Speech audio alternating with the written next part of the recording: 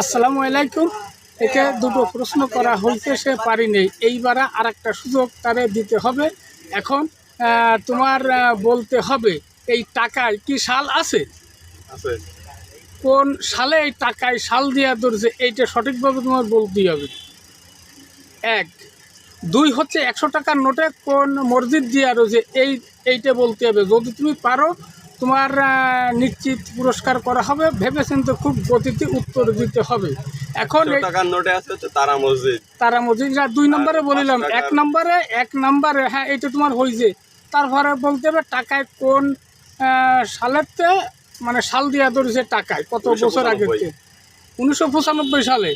সঠিক তুমি, এইটা তোমার হই নেই। তুমি আবারও বলতে পারো, চেষ্টা করতে পারো, যদি পারো তোমার পুরস্কৃত করা হবে।